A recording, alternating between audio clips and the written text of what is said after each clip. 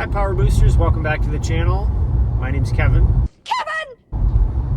So I am rolling around in the loaner that they gave me. Still do not have my truck. It is a 2023 Ford Ecosport. I think it's one cylinder shy of a golf cart. I'm thankful, don't get me wrong, I am thankful to have a vehicle to actually drive around in because I am a outside sales rep and I work on 100% commission. So if I didn't have a vehicle to ride around in, I wouldn't be able to go around and make money. So it took them a couple days at the dealer to find an available loaner, but they got me at least something. It's surprisingly, it's an all-wheel drive vehicle. So that was good because the day I picked it up, there was a little bit of snow on the roads and two-wheel drives. It's been a while since I've driven a two-wheel drive vehicle, so it was nice to have the security of having the all-wheel drive. So I guess in this week's video, I have really nothing new to report because they're still waiting on the parts for my truck. But I can at least maybe give kind of a, I don't know, half-assed review of the Ford EcoSport, which is about a third of the price of the Ford F-150, but surprisingly does have some creature comforts in it. So in a minute here, once I get parked, I will kind of show you around the vehicle real quick. It's not going to be anything in detail or anything like that, but just some things that over the last couple days as I've been driving this around, I've noticed that the car has or doesn't have, and interesting features. But yeah, let's get parked here and I'll show you around. Yeah, so this car is, it's a weird looking car. It just looks really small. The wheels look really small. Don't get me wrong. I mean, for someone, this vehicle is probably an amazing vehicle for them, and it will get them where they need to go and safely. And it has a lot of features on it that, you know, they'll use on a day-to-day basis. It's just not my cup of tea in terms of vehicles. I kind of have spoiled myself over the years with nicer vehicles with more features and more a higher build quality. So this car I would not be thrilled to daily drive personally, based on multitude of factors. Obviously the engine here is feels even underpowered for this small light car. And I was wrong. As you can see on the window sticker here, it's a 2022, not a 2023, and also it's a little less than half, not a third of the cost of the F-150 that I have in the shop right now. But as you can see, it's got a fair amount of features here. I would say, let's see, what are the ones that stood out to me? It's got navigation, so you'll see here full-on navigation in the pretty, you know, decently sized touch screen here. I would say that this thing is, you know, big enough, and you know, it's pretty responsive. It's similar to the system that I have in the F-150, maybe a little bit simpler, but still pretty decent. This car also has, believe it or not, it has a sunroof. Which just, I don't know, as soon as I looked up and saw it had a sunroof, I'm like, thinking that was pretty funny. So one thing I noticed on this car is you'll see here, since I've been driving it, I've gotten 22.7 miles per gallon. And the recorded miles per gallon for this is 29 highway, 23 city, and 25 combined. That's horrible. For a car of this size with an engine that seems to be, you know, not turbocharged and certainly not very powerful at all, I think that's awful. I've had turbocharged engines with heavier vehicles that get better fuel economy in the winter. Now, we're in the winter still, yes, so you're not going to get as good of fuel economy.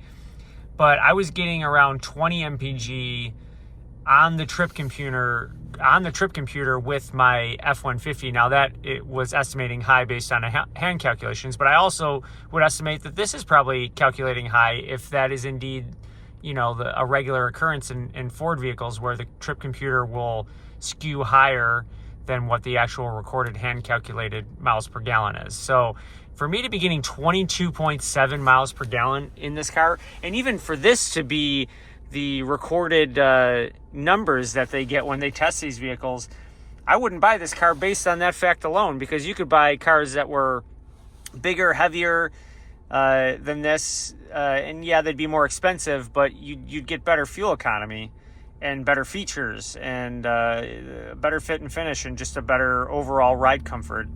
This tends to kind of, you feel pretty much every bounce in the road. So I don't know. It's not the best. This has, I guess, 17-inch wheels. They seem smaller than that here.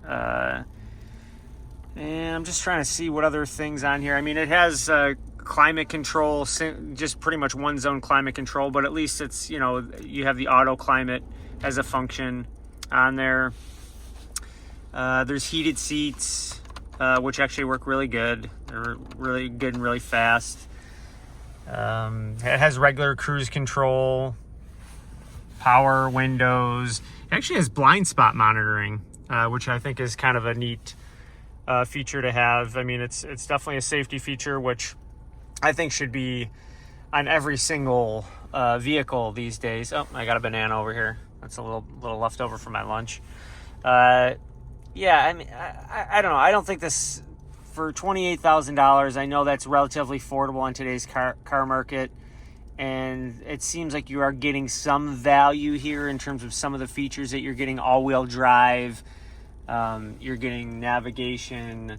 I guess for those who really like a sunroof, you're getting that. You're getting some of the safety features. There's reverse parking sensors on this vehicle.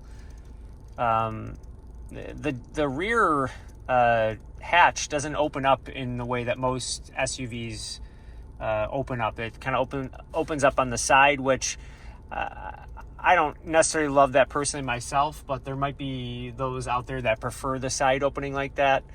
It is a little weird. But there seems to be adequate storage back there for a couple of pieces of luggage or a couple of boxes or some groceries. So it's not going to be a huge cargo space, but the seats do fold down and you can get bigger items in there. So it's serviceable for the size vehicle, but it's a very, very compact vehicle. And for it to be this compact and be bad in the MPG, I would pass on this. If this was coming up on my radar of cars to shop, I would seriously have to look outside of this, probably into a different brand. It just there's too many things wrong with this picture for me to consider it. But like I said, I figured I have this vehicle for the foreseeable future, and I'm going to give you guys a little snapshot of what it's like. Never in a million years, in my present situation, things could always change, would I ever consider this car. But I don't want to knock it for those of you out there who would actually consider it, because there's a multitude of variables that might make this car the right car for you. And I don't want to put you down if this is something that you're seriously considering. I just personally wouldn't buy it. Anyway, that's all for the week. I will continue to keep you guys updated as to what is going on with my truck. I'm still on the fence as to whether or not I'm going to keep it. It's really been bouncing back and forth in my mind. Well, maybe I'll keep it.